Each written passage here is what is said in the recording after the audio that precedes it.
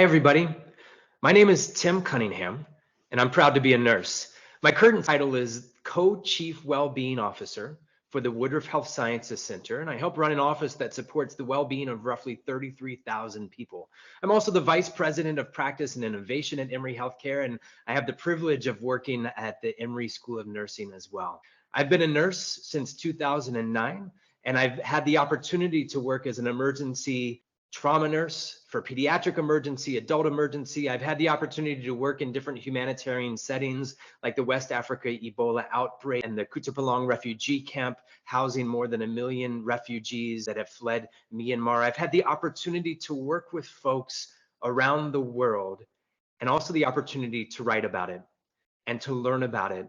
And for my career thus far as a professional nurse, I keep asking the question, what keeps us engaged?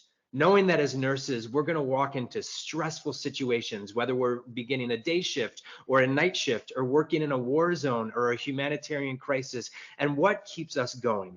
I want to share some of those ideas with you as we celebrate our great profession together, the best profession on the planet, let's be honest. 3 ideas for you to think about as you look at microdosing your well-being. Have you heard of microdosing before? Now, I'm not talking about taking psychedelics. That's a type of microdosing. But the microdosing I'm talking about right now is what are the small things you can do every single day at work and outside of work to build upon your own self-care, or a term that I like even better that I learned from a social work colleague is community care. What are those things you're doing to preserve yourself so that you can best be a great, important member of your community and preserve and support your community and let your community support you? 3 things I want you to think about. 1, it's pretty simple. Slow down. 2, get close. And 3, be amazed. What are the small things you can do? The small things. Slow down, get close, and be amazed.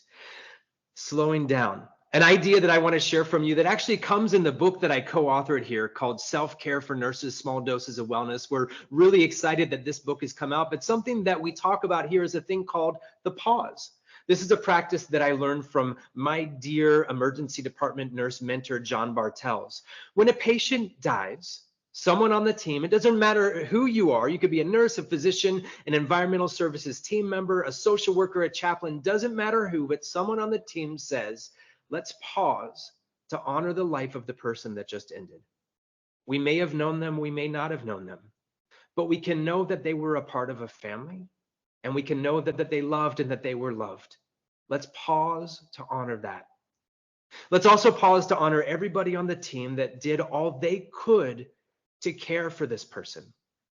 And then the team stands or sits for just a few seconds, 15, 30 seconds in silence to reflect. And then at the end of the pause, someone says, thank you, and people go back to work. Something that we've learned in our research about the pause is that when people practice the pause, they feel more connected with their team, feel more connected with their spiritual or religious selves, if you're religious or spiritual. They feel like their work and like they matter by just pausing and slowing down. We actually did one study led by a dear friend and colleague, Ebru Shair, and we found that when people practice the pause, your heart rate variability changes. And your heart rate variability is something that's connected with your ability to connect with other people. So when you have good heart rate variability, you're better at being present with other people. When we pause, we slow down. When we slow down, we're able to be more present. Some other ways to think about slowing down. There's a practice called box breathing that a lot of folks, I learned this from some Navy SEALs who practice this. They're trained to do this to kind of calm themselves down in a stressful situation. And as nurses, often our work is frequently, if not always or almost always, in stressful situations. Box breathing is like this. You inhale for the count of 4, you hold for the count of 4, you exhale for the count of 4, and then you hold for the count of 4. You create the count. So don't be like 1, 2, 3, 4 for each breath and hold, because then you're going to pass out. Count in your mind at your own pace. But what we found when people practice box breathing, some of the stress hormones in their body actually go down, and their own feelings of stress go down. And if you're in a tough situation, I find myself in a lot of frustrating situations sometime at work when I'm with someone who's really ticking me off, I box breathe. And I found when I'm able to box breathe, I'm able to share wise words or meaningful words in response to what's going on in that situation. And sometimes the words that I'm going to regret saying, I don't say because I've calmed myself down in box breathing. Pause. Slow down your breathing. Now, I'm sharing just a couple very quick ways to do this. We recognize that there are millions of different ways to practice your own self-care and community care. But what I want you to think about, what are the short things you can do? Maybe it's taking the stairs for a couple flights of stairs instead of taking the elevator. Maybe it's taking a walk outside, having a walking meeting to catch some fresh air and then go back to work. Microdoses, little things you do every day that will lead to large macro outcomes. It begins with slowing down. As you slow down, number 2, get close. There's a great book called The Book of Joy, which consists of interviews between His Holiness the Dalai Lama and Archbishop Desmond Tutu. And in this conversation, they talk about this Tibetan saying that says, wisdom is just like water. Both can be found in the lowest places. Wisdom is just like water. Both can be found in the lowest places.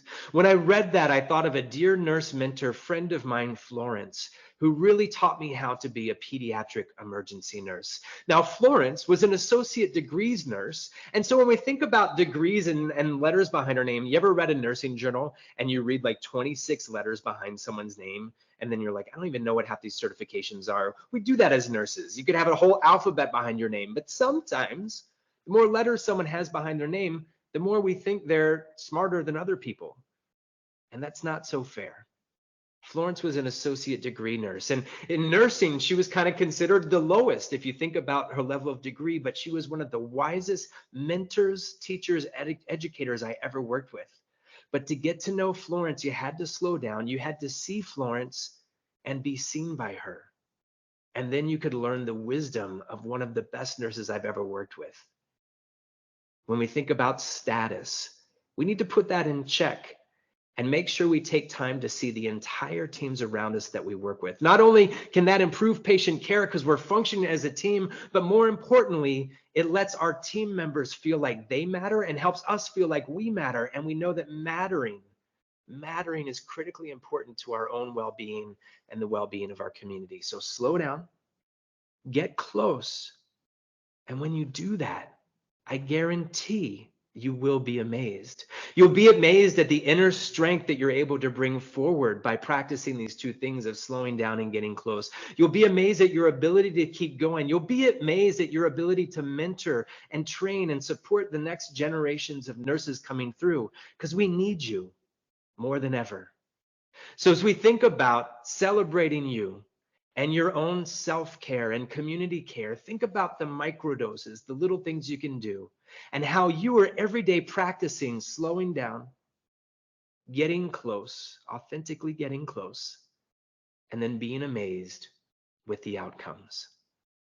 I am grateful to be a member of the best profession on this planet. I'm grateful for the opportunity to share some ideas with you. And most importantly, I'm thankful for you and want to just let you know that you're good enough, you're strong enough, you're wise enough.